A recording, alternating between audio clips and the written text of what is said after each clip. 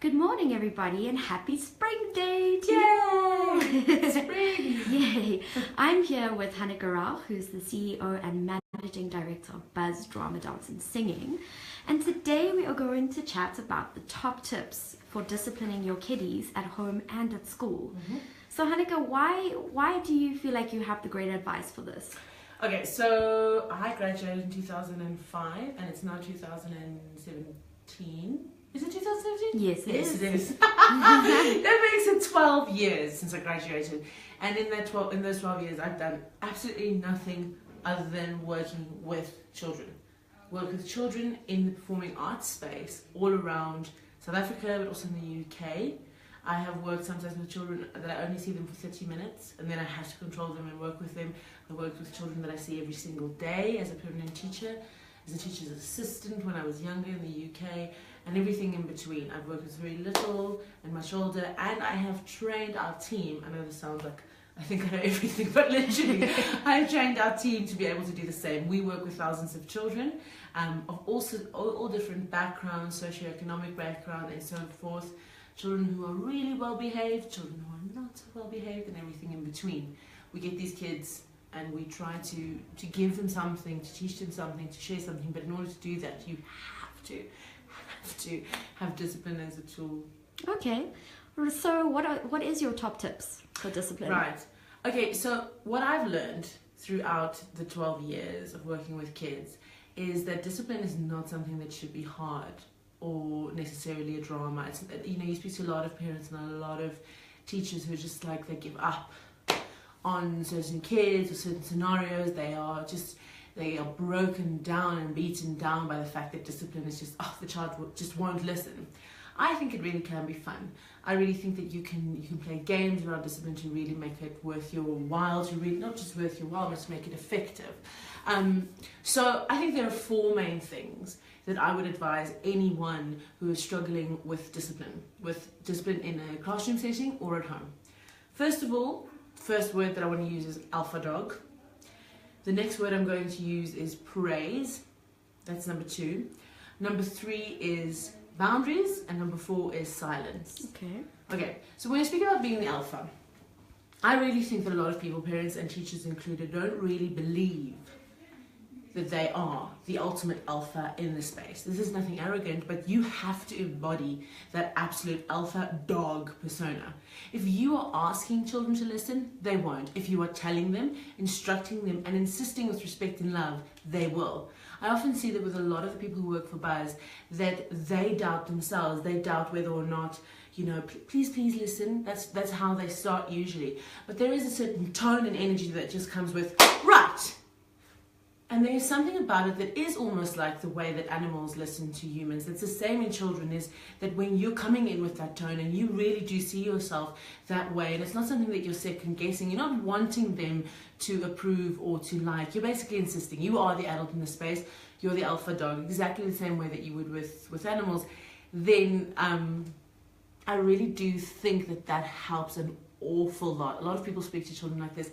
So guys, and you can just see that the children are like, okay, wait, I'm going to push those boundaries. I'm going to push. So alpha dog, knowing, believing, and acting as if you're the strongest in the room. Children actually really need that. And brings me to the second point about boundaries.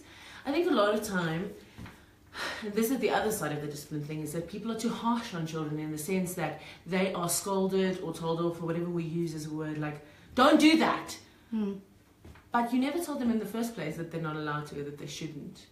So I'm really firm about boundaries. If we give children an activity, we're like, right, we want you to skip around the room.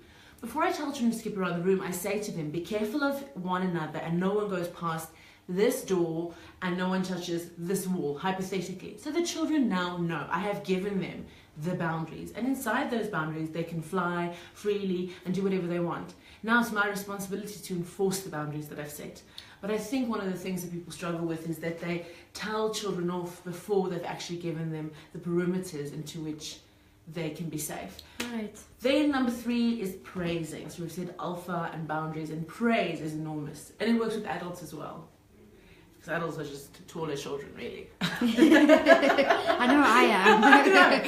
Is that every human being, not one excluded, including children, will work harder for your praise and acknowledgement than they will work for not being told off. Every single one. Even if they're pretending not to, even if they're a teenager, even if they're busting attitude. At the end of the day, if you praise them, it'll be more effective than telling them off. So what we do when we've got really naughty little guys or girls in our workshops, in our spaces, I will actively seek out the child right next to the one who's misbehaving and give him an extra big high five and say, oh my goodness, you are being such a pop star, such a superstar, such a genius, give me a high five. And this one who's now testing my boundaries and who's now misbehaving, some part of him will also want that praise. That's the first thing I do, is to try and give them something to live up to. Now the one who's been difficult, as soon as he does a little bit right, and even if it's like having to sort of fake that, I try to look for spaces to work for his praise. Even if I then have to give him boundary and tell him off and say, listen, no more of that. If you do this again, then you will not be able to join in the next activity. Do you understand me?